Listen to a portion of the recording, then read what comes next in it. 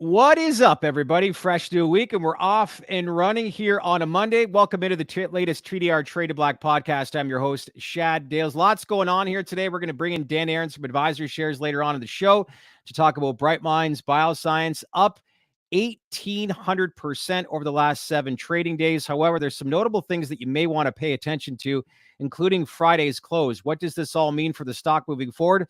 We'll get into that a little bit later. And the reason why you want to watch today's show is we bring in NFL running back Ricky Williams in just a moment to talk about his life and cannabis, and does he believe Amendment 3 is going to pass? So let's jump into it and welcome in Anthony Varell here on a Monday. Good to see you. Good to see you as well. Decent day on the tape. It was decent kind of buzz around with early voting. Started today in Florida. Yeah. With a lot of yes on 3. And I mean, yeah, I'm pumped to dive into this conversation. I mean, obviously I'm a Miami native. I grew up watching Ricky on the Dolphins, and obviously our interests are aligned now with bringing cannabis mainstream and allowing people to actually use the plant that they should be able to use already. So I mean, it's definitely a conversation I've been looking forward to. Yeah. Well, with that, let's begin that conversation. Let's welcome in former NFL running back and cannabis advocate and the CEO founder of Heisman, which is one of the most well-known cannabis brands in the U.S., Ricky Williams. Good to see you. How are things? Great. Thank you. It's good to be here. How's it going? Yeah, it's been 6 months. We ran into you in Washington when we got our first trip and first understanding of what goes on there, and what an experience that was. I'm not being positive or negative, but it was a heck of an experience, to say the least, to meet a lot of these senators who are in support, and as well, some people telling you what you want to hear. But when I look at, the amount of times that you've been to Washington, like, what's your big takeaway? Because when I saw you and Jim McMahon there, everybody's stopping, wants to have a conversation with you. What do you think's the overall response that you usually get from seeing a lot of politicians, and some of the, feedback or information that you're sharing with them that ultimately wants to push this industry forward? I think there's 2 things that surprised me. The first thing was the amount of congressmen, the amount of senators that asked me what they could do for me. Okay. And that kind of alarmed me, and I wasn't ready for it, because my main aim for going to DC was really to see what they could do for me.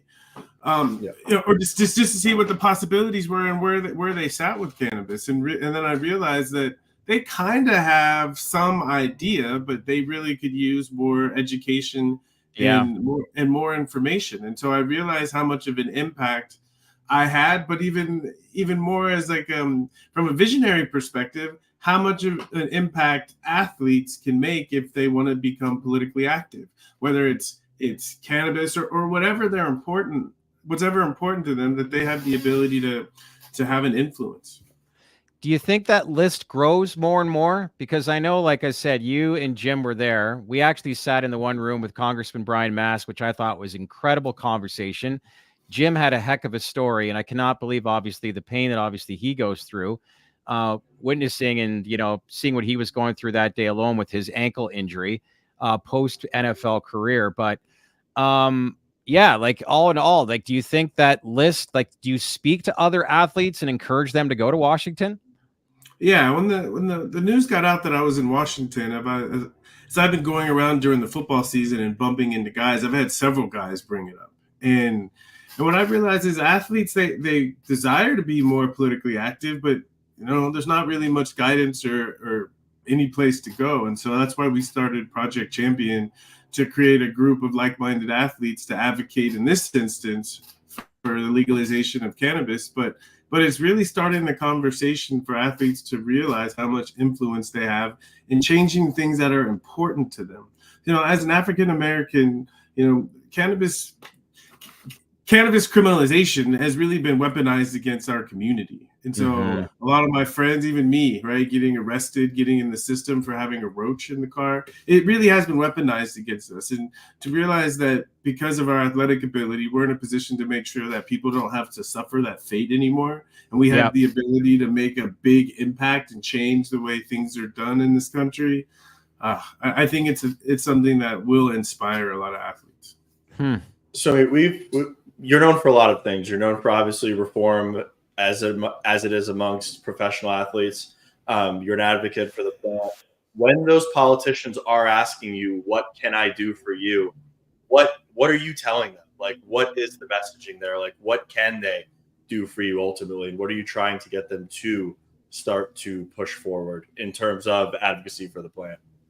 Yeah, so I went there with my partner and project champion Gretchen, and when the first time that the question was asked, I started going off into my long philosophy about how wonderful cannabis is, and Gretchen kept elbowing me in the side, because we were, of course she did. we were with all the conservative senators, and so I toned it down and I started talking about the Safe Banking Act, And what I realized in politics, there's always points where we agree, where we have the same interests. And so I focused on that. I tried to get a sense of what's interesting to the congressmen and the senators, and what's interesting to me, and to have a conversation on that level. And you talked about Congressman Mass, and one of the things as we started talking, he was towing the party line. But when it came to the state of Florida and having a gun license and being able to have access to cannabis, there's issues there. So we hit some, and when we got there, his stance literally changed 180 degrees.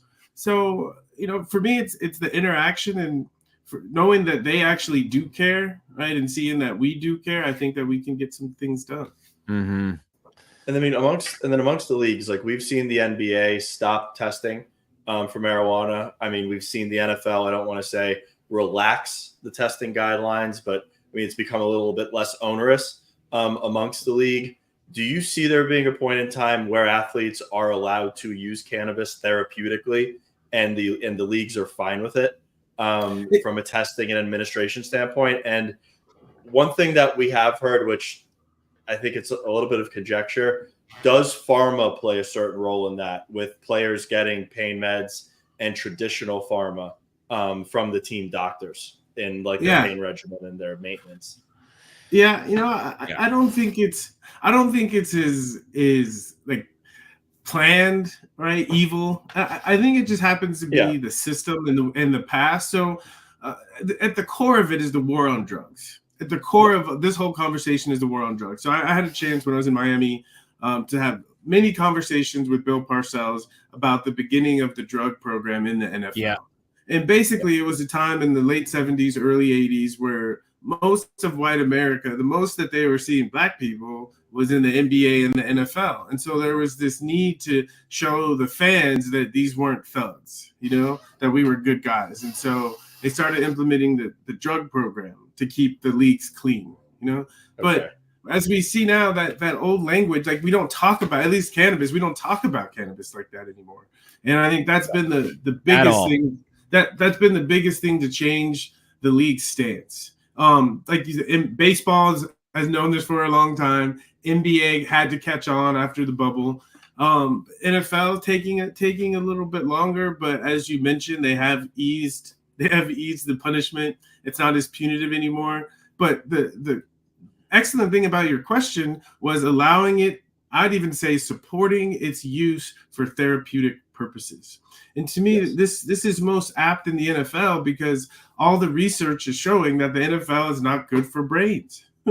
Right? It's tough on the body. And so my perspective is that the NFL should give their players all reasonable means to take care of themselves. And based on that definition, aside from regulations, cannabis is a more reasonable means than opioids, than NSAID. And I think as research catches up, the NFL will see it for themselves. Because I was interested. Do you see that? Do the doctors get in the way there? They can't actually, the team physicians, to where they can't actually, let's say, prescribe cannabis or tell a player, hey, start using cannabis versus X, Y, and Z. Like their brains more so go to, well, I got to do what the traditional regimen with medicine tells me, and it's going to be via the forms of opiates, barbiturates, whatever I know from a traditional standpoint to give you to use as a therapeutic. Yeah. This is 2024, and so my guess is in the South, right? In certain markets, that's the case, but I guarantee you, for the 49ers, okay? And, Yeah. and when the Raiders were in the Bay Area, that the team, I was talking to Charles Haley, who played for the 49ers in the late 70s, early 80s. And he was telling me that, you know, when he would get pissed off, they would send him into a room and he would go in there and he would smoke a couple of joints so he could calm down and come back out. So I think and the beautiful thing about the world we live in now is the markets are different and doctors are actually being educated on cannabis. They're not always allowed, depending on if they're connected to the federal government, they're not always allowed to legally prescribe it, but at least they're having open conversations with the athletes now, and it's not don't do that, you know. So progress. Ricky, I met a producer from NBC at Capitol Hill last month, and he was telling me that he was actually doing a project or a job on the White House lawn back in the 80s when Nancy Reagan was saying the Just Say No campaign. And the entertainment they had afterwards was the Beach Boys. And while the whole speech was going on, they were smoking joints and having a good old day. So it's like we're so disconnected as to what the perception is and what everyday Americans have. You know, what do you think you've learned most? Because let's face it, you walked away from the NFL. I think it's 20 years ago now. Where does time go? Back in 2004. Mm-hmm. A lot has changed. What do you think you've learned the most about your new career being involved in cannabis and advocating over these last 20 years and how people perceive it? Just what you said, how much things change over time, right? If we go back to 2000, even 2004, and in 2004, there was medicinal cannabis in the state of California and other markets too, but still, right? And the public perception, 2004, we would never have imagined we'd be where we are right now. You know, as much trouble as I gotten. And so it's like, if you truly believe in something in your heart, right, have faith that eventually, right, people will catch up, and it pays off. I think that's the core of true advocacy, right? Something that we've experienced and we know, right? We know, but that the general public, it takes time, right, for a consensus, right? If there's 3 people trying to have a consensus, that takes a while, right? And we're talking about large groups of people that have been conditioned through threat of pain and imprisonment to stay away from something, right? For all of that to repeal itself and for it to unfold, it just takes time. So trusting the process is really what I've learned through all of this. Yeah. Back in the early 2000s when you were playing, was it accepted in the locker room? Like, was it accepted like amongst players, like amongst yourselves, or was it kind of still like a fringe thing? And you think perception's kind of caught up to reality nowadays? It was both, right? So it was around enough and it was beneficial enough that people were doing it, even coaches, right? Coaches weren't being tested, so it was easier to get away with. But the potential punishment if you did get caught was so powerful, it created a divide, right? That the guys were like, I don't care, right? And the other guys were like, I'm staying away because, right? I would say, when I retire, I see this a lot of people in the military, you know? Every time I do things to people in the military, right? In 3 years, I'm going to call you up. In 5 years, I'm going to call you up. Yeah. Ricky, do you have any conversations with the NFL anymore? I do. Yeah, I do. Not necessarily with Roger Goodell, even though he said it's an open door, but really with the players' union, because one of the things that motivated the shift with the NFL lining up on cannabis suspensions was that the players took a different stance. They said, we're taking this off of the table as a substance of abuse issue, and we're talking about it as a wellness issue. And I think because in the past, whenever the idea of the drug program was used as a negotiating tool for the NFL owners, because if they said, right, if you're going to give up that, right, we're going to take more money, and that's why the drug program has been one of the reasons it's been the way it's been for so long. But once the players took that off of the table, it allowed real negotiations to happen to give players more access. Hence why rescheduling is so important based on the research. But have you been following that at all closely with the ALJ hearing that's going to be coming up in a little over a month, and what this will actually mean for the space? And, let's face it, we've got a pretty extensive documentation that states all the benefits of cannabis related to, a lot of the research that was basically implemented in the past. But do you feel confidently that once all the information is presented, that we will get rescheduling announced? I'm not going to give any timeline, but for sure, it's not a matter of if, but when. Yeah, I'm confident, but it's interesting, right? Back in the Nixon administration, right? There was work, there was research done, and the result of that research, right? The recommendation was this should not be an illegal substance, right? But for political reasons, it's still right, as we know today, it still is an illegal substance. So, but I have faith, that we've evolved, and the fact that both presidential candidates have spoken positively about moving in the direction of legalization, right? I think that's a good sign.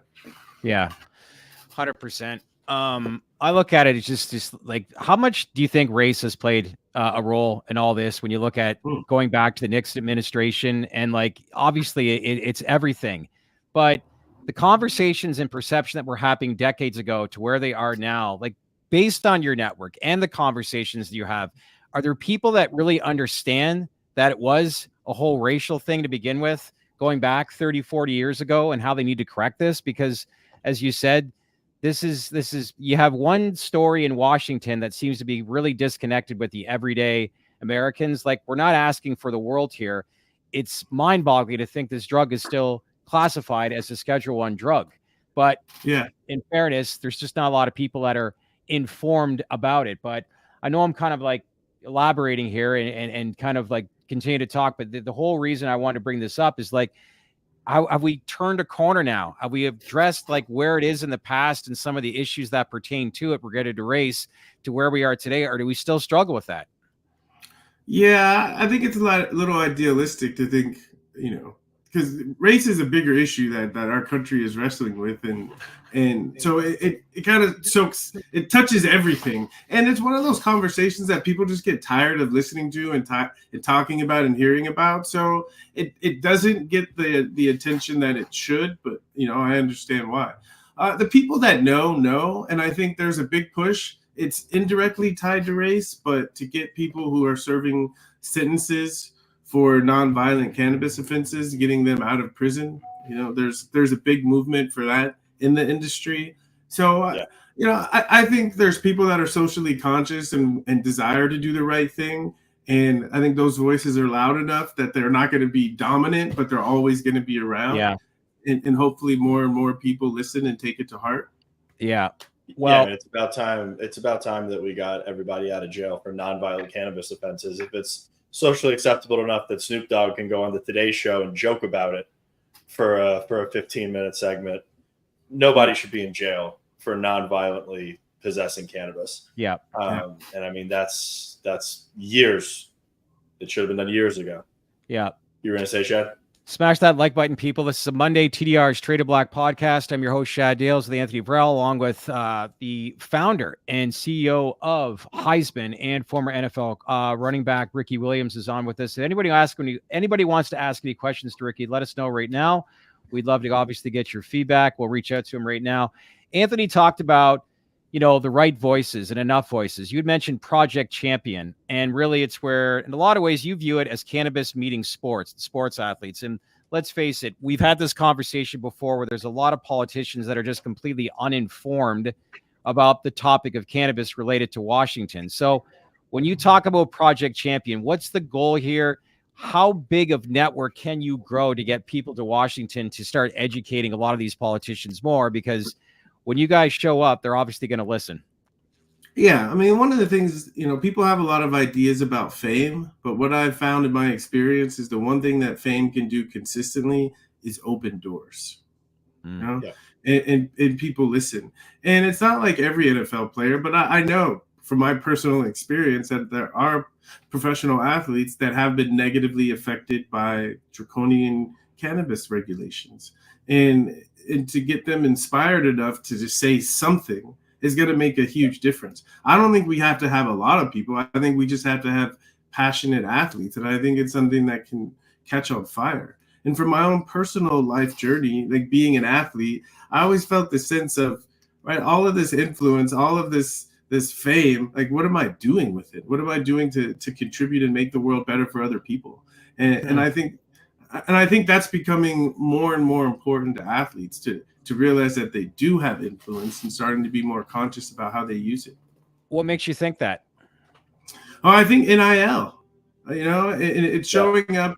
It's showing up as money, right? But the reason that they're making all that money is because they're starting to realize that they actually have influence. Yeah. It's becoming big business with the NIL. Real big business, but it's about time they got paid. I mean, the schools make so much money on an annualized basis, especially the football programs that just fund the entire athletics department. It's about time all those kids got paid. Through Heisman, I know that we talked about Amendment 3. I know that you're in a couple states. What's the strategy with Heisman? Are you going into adult use markets, or you're going into medical markets? Should we be expecting to see it in Florida at some point down the road? Yeah, we're in Florida. We're partnering with Goldflower, which is they're a smaller vertical, but to me, I love the way they do business, and I love their flower. They grow organically in soil. So we're definitely we're in several medical markets. We're in several rec markets. I started this as a brand. And I think there's an issue right now with cannabis in general as a brand, right? Because of its past, there's so many different things that you can do with it. It's like, how do you like put a flag in the ground and say this is the brand? And it has such a checkered past. It's tricky, right? It's tricky. So for me, it's really about storytelling. And our tagline is Spark Greatness. And so I'm really trying to build an association between cannabis and greatness. Because as a professional athlete, all of our attention, all of our energy, everything we do comes to putting a superior product on the field. And so it's a filter that you can look at professional athletes, professional football players that are using cannabis, and we can get a lot of insight about how we use it and how it contributes to the product we put on the field. And it's by far one of the biggest sports in the world. So I think there's an opportunity here to change the narrative.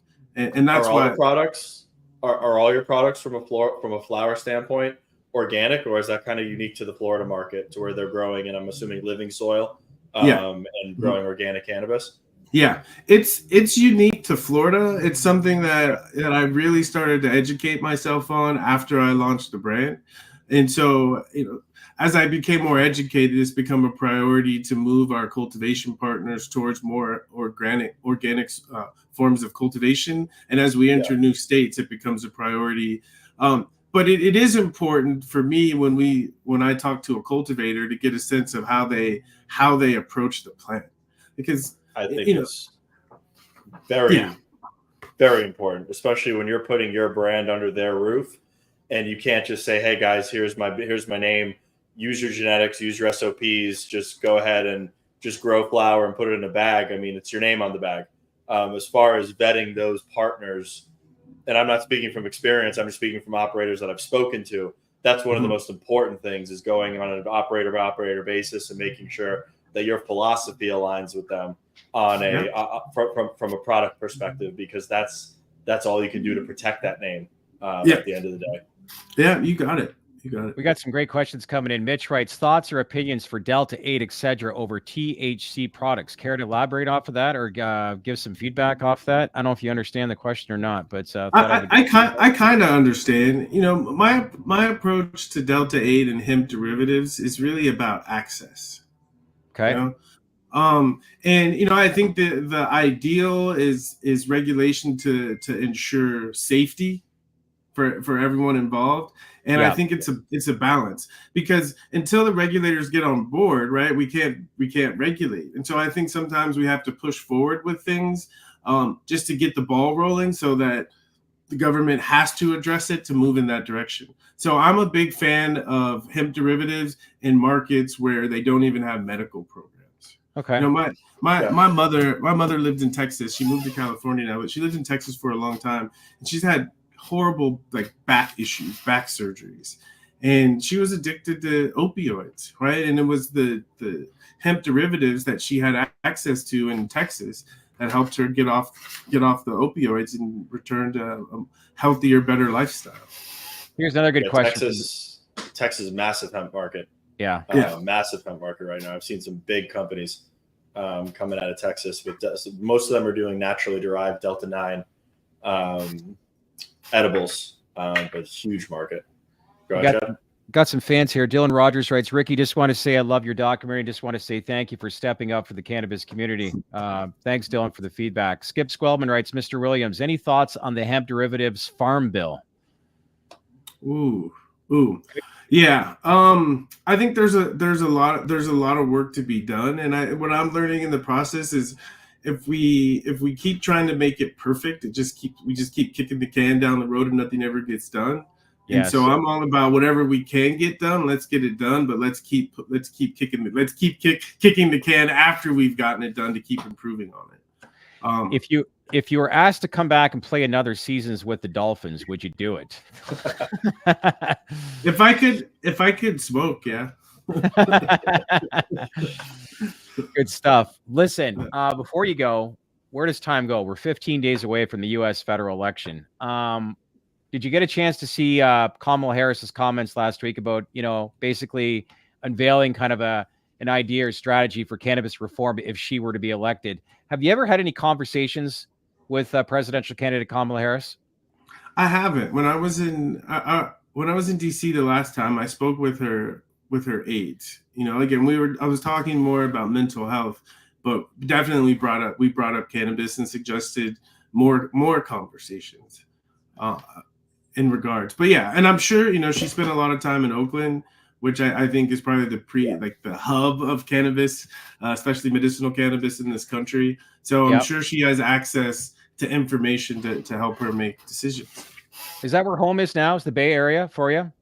I'm about 2 hours outside of the Bay. I'm an hour outside of Sac up in the mountains. Oh, nice. Yeah. Stay away from all the chaos this world has, but just keep it simple, right? Exactly. I mean, I have to go back in to do business. I was just in Chicago for Benzinga, and I was down in Florida for another conference. But it's nice to come home and ground and remember who I am, and then go back out in the world and do some good work. Yeah, good for you. Well, one of those big initiatives on election night is going to be Amendment 3 that Anthony highlighted. But, what do you think this does for the overall industry if Amendment 3 does pass, knowing that it could be the largest legal market in the world in the state of Florida? Yeah. I think that every new market that opens up for adult use, is really a breaking down a wall, breaking down a barrier. And I think Florida would be a huge one. It'd be big. Yeah. Do you think we get federal legalization one day here in America? I think we get it in the next 4 years. Wow. So whoever's elected, you think federal legalization will happen at some point within the next 4 years? I do. There's one of the things that in time, we all live in certain times, and talk to my grandpa and my great grandpa, and they talk about war times, and it's like, unimaginable to think that, right, if you're between the ages of 18 and 30, right, they could just send you to war. It's like, whoa, right? And so we all go through these massive changes in the world, and we're all living in a time where we all experience the beginning of this massive change, and the momentum keeps building more and more and more. So I do think it's an opportunity for whoever wins the election to put their names in history. Well, I think our viewers always want to hear what's being developed and progressing in Washington. Based on your network alone, when it comes to fame and sports athletes, how big is your network to get potentially a number of athletes to Washington? Like, how big is it if you feel confidently that federal legalization could happen within the next 4 years?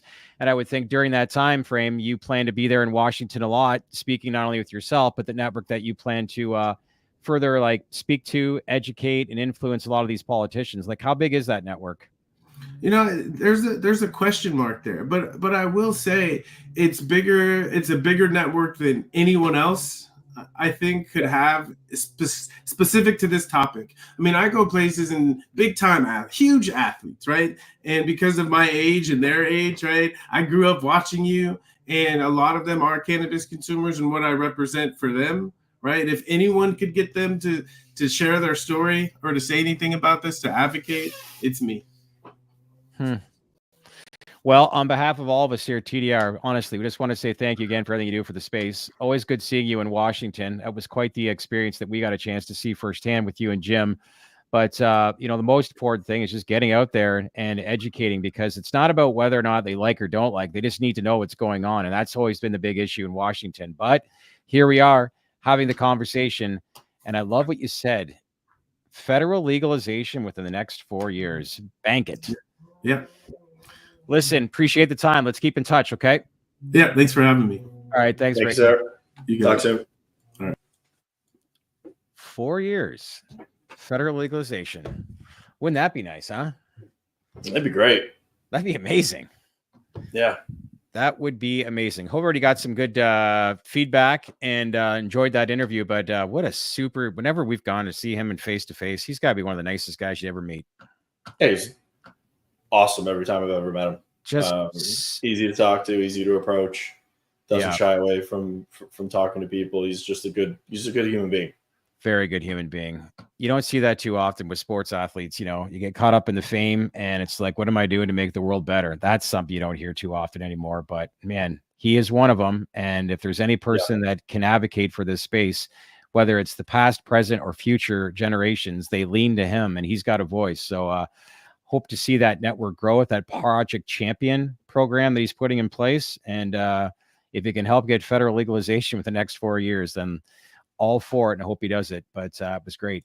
All right, moving along here on a Monday afternoon, TDR Traded Black podcast. Make sure to smash that like button. Leave lots of comments below. We got some great feedback coming up now to find out what's going on with the latest of this Bright Minds Bioscience stock. Let's bring in Dan Ahrens from AdvisorShares. Good to see you, my friend. Happy Monday.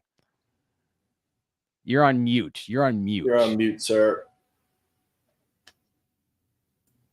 Now I'm not. Let's start that again. Sorry about that. Let's start that again. Take 2. All right, this is Monday afternoon. We're on with Dan Ahrens. Good to see you. How are you?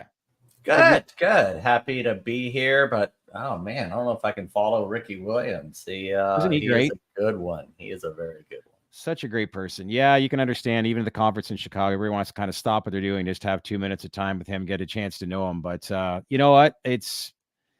I hope he can really recruit a lot of these. If he's got access to a lot of these, you know, sports athletes and can really carry the message to Washington more. Anthony, you and I have talked with Congresswoman Nancy Mace, talking about hemp, talking about cannabis. It's not so much that they're against or not against. They just don't know what's going on. And that's always been the issue in Washington. Calvin Johnson's another big advocate for the space. Calvin Johnson. So is Al Harrington, Matt Barnes. Mike Tyson. I'm sure Kevin, I'm guarantee you, once Kevin Durant gets out of the league, he'll be more of an advocate, maybe even start to deploy more capital into the space. But there's a lot of athletes that are pro-cannabis. They want their voices could be louder, but they also have endorsement deals and they have certain things that they need to abide by, unfortunately. Just the nature of the beast in today's society. Do you think that's the Steven Jackson? Steven Jackson's another one. Is that the case, you think, with Snoop Dogg, with the amount of endorsements and stuff like that he is involved? Because if there's any person Snoop Dogg don't give a damn. Snoop Dogg can do whatever Snoop Dogg wants. Yep. Do you believe that though? Like, I understand he can do what he wants, but like, so it's an audience thing. Think about it this way. I'll use Mike Trout for an example. Okay. If I'm Mike Trout and I've got endorsement deals with a myriad of products, there are a lot of kids that look up to me as far as Mike Trout being in the league, Mike Trout being that baseball player. There aren't kids anymore looking up to Snoop. Maybe there are in certain walks of life, but there aren't by the masses with national appeal. Kids running around the baseball diamond saying I'm Snoop Dogg. They're saying they're Mike Trout. Mike Trout comes out and maybe advocates for cannabis. Despite his best intentions, it's going to rub a certain amount of people the wrong way. Just like you would taking a political stance. But he's known more for he's more known as a baseball player. This is a hip hop star that basically is probably known more as far as cannabis than. Yeah. Go ahead. Well, I'll give you another one. Snoop being an advocate. Go ahead, Dan. What were you going to say? I'm going to butt in here. I'm going to give you a completely different genre. Willie Nelson can do whatever the hell he wants and say whatever he wants. He can be a vocal cannabis advocate. No, I agree with Anthony completely. Snoop can do whatever he wants. He's outside of that endorsement, deal, agent. You're not allowed to speak out on behalf of cannabis yet. Correct. I feel like athletes that are currently in the league under contracts and have large endorsement deals, despite what their personal beliefs might be, they can't actively go out and advocate for the plant, and they can't actively endorse things such as cannabis. I think that's just the way it is. I like what Gretchen wrote here, though. If you are bringing on Snoop, you know exactly who you're signing up. National marketing campaigns for non-cannabis programs are based around his love of cannabis. I agree with that. Yeah.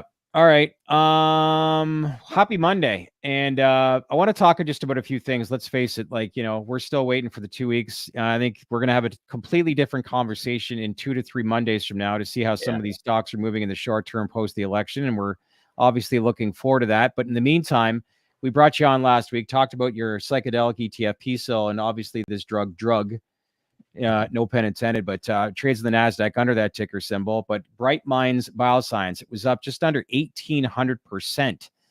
A dollar stock 7 trading days ago, now closed. It was just under $48 today, if I'm correct. Good little return on investment for some people. So maybe let's talk more about what happened here, Dan. Like, you're an ETF manager. So, like, how do you best handle trading in a situation like this, all in an effort to like lock gains? Well, it was an interesting week to say the least, but I was having lots of calls from market makers, lots of people looking at the basket, lots of questions, and a lot of stuff fell in our laps. It was really, really nice the way it worked out. And I'm going to say, when you say fall in your laps, what do you mean by that? Yeah. Let me walk through it a little bit. So on last Monday, Bright Minds Drugs was up like 120% or something. And as you know, we talk about this a lot. Actively managed fund doesn't mean I'm trading every day, but it means I'm not following an index, and I can take discretion whenever the heck I want. Okay. So I see a stock that's up 120%. I'm thinking, hey, should I trim a little bit off this thing, or should I let it run? And so I made the right decision on Monday to let it run, because I believe it was on Tuesday that the thing went up 1,400%. How do you know in that situation to take your gains or to let it run in a situation like that? Is that just you don't know, Shad? You know in hindsight. Okay, but you get enough. You get paid the big bucks to have the gut to make those decisions. Yeah. There is some gut involved, and there's some, knowledge involved, and we're scrambling, we're calling Bright Minds, we're trying to get information. They're not telling anything.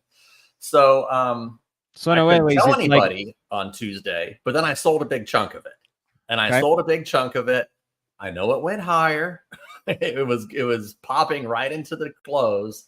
But no, I will gladly lock in more than a 1,000% return from where I bought it versus where we sold a big chunk of it on Tuesday. And some of the media was going nuts, and a little bit on people on the internet saying this was a small position in the fund. And at the end of that day, it made up 59% of the entire fund. Wow. Now, here's where it gets more interesting. The next day, well, I didn't sell off the entire position. I trimmed the position on Tuesday. So we still owned a ton of it. Well, there were market makers trying to figure out the whole thing. I mean, and we have the basket, we have the holdings file on our website. It's public information, but it's always one day at a time. So we got creation units and we got redemption units. Now, this is where it's going to get real educational for everybody. Everybody should listen. This is what you can do inside an ETF that you can't do in a mutual fund. You can't do in a separate account. You can't do in your personal account. So there was a couple market makers, and we had that position marked as something called cash in lieu. I had marked it as cash in lieu already because I didn't want more. If we got creation units in the fund, I didn't want more Bright Minds Bioscience. Yes. I was like, no, we're done with that stock. It had been that way for weeks, actually. And so we got some creation units that day. Well, it made up 59% of the fund at one point, and I got cash in lieu of that. So the market makers delivered to the fund a ton of cash. That same day, another market maker redeemed. Now, I know a lot of people, they see it on the internet, the market updates, creations, redemptions. So redeem, most of the time, all the positions leave in kind. Okay. And we were in touch with that market maker, and we had them take out shares of drug in kind. And we did that and whenever they do that, it's at the market closing price. And I don't know if you guys remember what happened that day. Bright Minds dipped about 20-something% and then popped back up a little bit at the close, so it wasn't that bad. Yeah. So I got the high of that day in kind. A couple $1 million left the fund without realizing capital gains. That's what happens when a fund does in-kind creations, in-kind redemptions. Shares leave in kind without the fund realizing the capital gain on it. Because in my conversations with market makers, because they were getting updates on how many shares were in Bright Minds, and I can only do it, it gets disclosed to everybody at the same time, late in the evening. And they said, well, aren't you realizing a few $1 million of capital gains now? Is the fund going to get big redemption or distributions at the end of the year? No. We had a couple $1 million go out in kind without realizing a cap gain to the shareholders. We made a couple 1,000% return on that stock. Wow. Yeah. Without realizing the cap gains. Also, some of it I did sell. I did sell some of it on the open market, realizing a huge capital gain. But this fund already had more capital loss carry forwards than the gains that we realized. Yeah. So is anybody going to get a surprise at the end of the year getting a capital gains distribution? Nope. The fund. So just to take it a step further, what now happens with the cash that was generated from the gain? Not to ask an obvious question, but just for people that are watching, is that now save it for a rainy day? Do you have to deploy it under any sort of circumstances, or is it just what it is and it's at your discretion? It's a great question, because most of it is at my discretion, Anthony. And but the fund prospectus says the fund, under normal circumstances, will have at least 80% of its assets invested in psychedelic companies. Okay. So right now it doesn't, as of last night anyway, it didn't have 80% of its assets invested in psychedelics companies because it had excess cash. But if you look at the holdings from Friday, you can see that I put some of that money to work. We did do a lot of buying on Friday. I may or may not have today. I can't tell you yet. It's going to be look at the updates tonight. So the fund has a large amount of cash. And again, the reason it has such a large amount of cash is we got cash in from creations, but we redeemed out in kind. Leaves me a whole chunk of cash because we made huge returns. The fund was up 75% last week. Yeah. Because of Bright Minds primarily. Yeah. And so on Friday we put money to work. We may or may not have today. I don't know if I'm going to do it all at once, or I might want to take my time, look at what stocks are red, buy those, things like that. Yeah. The other thing here, though, is if you look at psychedelics, the underlyings, there's some nice other underlyings that are popping lately. Friday and today, volumes are up dramatically. And whether it was Bright Minds being a meme stock for a week, or they actually did have some breakthroughs at Bright Minds that might be valid. I don't know if it's $48 valid, but they have some breakthroughs that are valid. There's been a number of things happening with the FDA pipelines and the IP of a number of these companies, and people weren't noticing. Well, in the past week, they're noticing. And this might be the push that psychedelics, the underlyings, and a psychedelics ETF need. Yeah. And then Mohammed, I've seen this question a bunch. Cannabis stocks are not going to move like Bright Minds on rescheduling news. No. It's not going to happen. You're talking about a stock going up 40x in a week. It is not going to happen. I don't care what cannabis name you pick or what you think is going to happen. We're not getting that kind of price action on full legalization. if it was announced tomorrow. That multiplier and the immense nature of that gain is just too great to justify in any of the cannabis names. Hey, one reason I wanted to walk through that whole creation, redemption scenario and the cash in the fund and so on is I envision a time in our future when we're going to have a lot more of the stocks in MSOs be in-kind stocks. And I will be able to, am I going to be high turnover? No. It's still an actively managed fund that's not an index, but I can get a little bit more creative in how I use creations, redemptions, manage the position sizes in the fund. That's a real big reason I did want to walk through that PSIL fund, creation redemption, because it is going to apply to MSOs. But yeah, listen to Anthony. Don't expect any meme stock movements in your MSOs. Well, as you said, a lot of people taking attention to some of these companies now in the psychedelic space. Some of the results, like I can't help, like when we look back at some of the trial results that MindMed announced, what was that, 6-7 months ago, was incredible. The background that, their chief medical officer with 30 plus years working with the FDA, like it's a long ways away before commercialization for any of these drugs. And I think that's obviously the challenge of investors today is being patient. But, considering the amount of just the overall success that some of these trials have been producing so far and the results they've been producing, it's only a matter of time before, like you said, a lot of people start taking notice as to how fast these companies are progressing. Because yes, biotech moves a lot slower than cannabis, and those are terrible industries to give examples and comparisons to. But I still think the space for itself is actually moving a lot quicker than what people really realize. But something like this, as you said, is going to draw attention towards it. Also, I think it's enough to note the Bright Minds news wasn't even a psychedelic drug. It had to do with an application to pain that the news was on. Once the CEO actually came out and put the press release out, that had the results. Yeah. Don't look now, but High Tide up almost 25% the last 5 trading days as well. Somebody writes, does Dan have High Tide increasing in any of his funds? Been on a tear for the last week. You don't have to comment on that. Just read in the comment.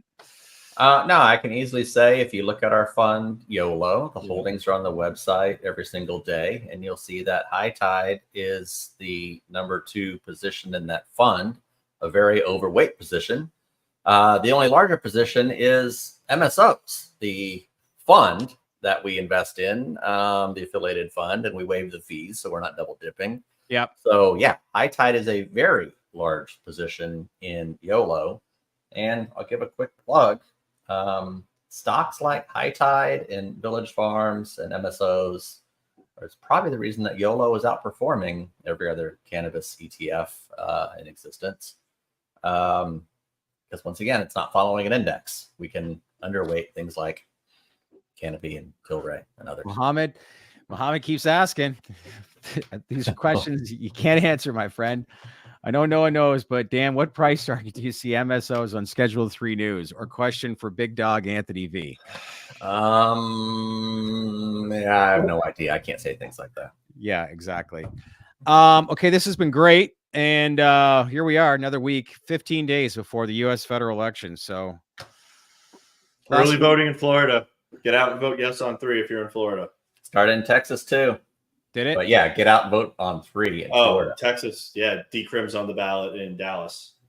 Yep. So yeah, not as big as 3. I wish I could vote for 3. But I can't. That's telling you. We can get you one of those mail-in ballots. We can make that happen. Hey, get me a few dozen, all right? Yeah. Look, Amendment 3 joking, people. I'm joking. Amendment 3 takes the spotlight, but think about this. The state of Texas and Dallas and decriminalization of drugs. Think about that. Cannabis. Couldn't have imagined it a decade or 2 just ago. Cannabis, so. It's not everything. It's just cannabis. They're not doing it. Still, They're not turning Dallas into Oregon. No, nothing like that. No. But still, it's just cannabis. In the state of Texas, that's telling. But no, it's interesting when Ricky was talking about decades ago and what people were focused on change. He was talking about wartime, and no, we're living in a cannabis change era, and it's just taken longer than anybody wanted. Everybody wanted immediate satisfaction after Joe Biden put on his campaign platform, but it's happening. And Dallas is an interesting example. Yeah. I like what Ricky had to say. Within 4 years, federal legalization. I don't know how that happens, but hey, that would be lovely. I want to discuss that a little bit because I like what Ricky said, but what is legalization? That's the question. I think everybody on here will agree that alcohol is legal in this country, right? Yeah. But is it legal everywhere? No. Are there dry counties? Are there places where in New York can you even buy liquor and beer and wine in the same places? And so I will give you the only acceptable answer. I think legalization is cannabis being completely taken off of the CSA, and then it's just states issue. There you go. Yeah. Govern yourselves. Take it off the CSA as it shouldn't be on there, and we're all better off as a whole. Could happen. Could happen. I don't know how you answer this question, but I've had 2 comments. Coanda writes, Dan, do you see the future of cannabis investing in YOLO or MSOS? Yes, I do. That's a joke. But hey, you got to use both, and it's for very good reason. Now, I will say that from today, we like you, Gretchen, but hey, I'm just being open-minded to support Ricky. I think from today's prices, where we stand right now, the biggest opportunity is in the US, and that's MSOs. Yeah. But YOLO is a global strategy. It encompasses Europe, theoretically, Israel, US, Canada, and you get a little different exposure there. So they both serve purposes. From today's prices right now, I think the U.S. could or should be a bigger opportunity. There's your takeaway in the short term. The U.S. market is the biggest opportunity. Correct. I had a bunch of people this morning. I put a poll up saying, who do you think is going to be the second biggest beneficiary other than TrueLeaf if Amendment 3 passes? And people are coming out of the woodwork saying Canopy, Tilray, and SNDL. I was like, no, not this time, guys. Tilray and Canopy won't rip on Amendment 3 news, and SNDL, I think a lot of people don't really like the structure of what they're doing with Parallel and Certara.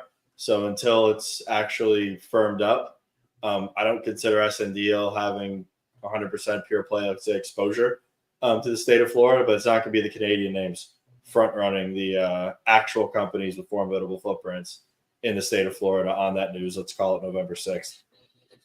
Bobby Joe writes, Verano, question mark. Yeah, it'll move, but not like TrueLeaf. Wait, how does our CGC's not in Florida? Yeah. By the way, TrueLeaf is the largest position. Well, hold on, Gretchen. I did not say that was happening in the next 4 years. I said that's what legalization sounds like to me. I don't think cannabis is getting legalized in the next 4 years. That's not happening. No. We got a heck of a schedule. Senator Joe Gruters from Florida is coming on the live stream on Wednesday, so it just keeps getting better. As well, Anthony Cogniglio from New Lake Capital is going to come in on Friday morning at 11 a.m. Interesting conversation we're going to have. We're so fixated on either Donald Trump or Kamala Harris, but in the event, whoever wins, what is at stake with regards to Congress? Guys like Steve Daines, Senator Steve Daines, what's his role going to be? You have J.D. Vance. If Trump were to win, obviously he's appointed as vice president. What does that then happen with him obviously being removed as a senator, and who fits into that role and what's their stance? But we're going to actually drum up some names and actually look at different scenarios where people should be looking a little bit more closely on who controls the Senate, who controls the House. And in the event either administration wins, what does that look like from a Congress perspective versus looking at always these presidential candidates, which I think will be a fascinating interview. And then Amendment 3 will be front and center on Wednesday, Anthony. That'll be a great show. That's actually the insights with Anthony could be pretty interesting to look at what's actually going on the Congress level, the congressional levels of government versus the executive that we focus on so much. Yeah. A couple of people reached out as well. Tomorrow morning, Anthony and I are sitting down with David Klein for a pre-record. We're going to try to get that out tomorrow at 4:00. If not, it'll come out Thursday at 4:00. So if you want to leave any comments, once this live stream is done, hop back onto the video and leave lots of comments below. Let us know any questions. There was a few of you that got back to us late last week as far as share buybacks and a few other questions that you want us to ask. So we'll incorporate those into our questions. But now's the time, because we're going to be on with David tomorrow morning at 11 a.m. recording. And like I said, either tomorrow at 4 or Thursday at 4. We'll let you know on our community page and give you an update on scheduling. What were you going to say, Anthony? Yeah, and then speaking Irish Avenger, I mean, yes, Wana is sold in Florida. Pretty sure they're sold through TrueLeaf. That's a licensing agreement with TrueLeaf. They license the brand for Wana. So, I mean, we could say that sure, Canopy has some exposure to Florida, but direct exposure, no. They have exposure via a brand that's in a roll-up via Canopy USA that's got a licensing agreement with a major Florida player. That's not what we're talking about. I'm talking about full vertical footprints in the state of Florida. Verano, Air, Curaleaf, TrueLeaf, Cresco, et cetera. That's having exposure in the Florida market. But yes, you are really correct. gets your bottom line too. Yeah, Canopy is in Florida via that agreement. Henry Lopez, a realist. Nobody knows what's going to happen with this industry. The bottom line is, if you're a believer in the sector, just hold it until legalization, whenever it happens. Well said, my friend. Yeah. You know what is going to happen, though? Joe Gruder's Wednesday. In the meantime, gents, enjoy the rest of your afternoon. Smash that like button, people. Again, leave lots of comments. We'll be on with David Klein tomorrow. So any questions, leave some comments below. Guys, thanks for jumping on today, and we'll see you back here Wednesday at 4. See everybody soon.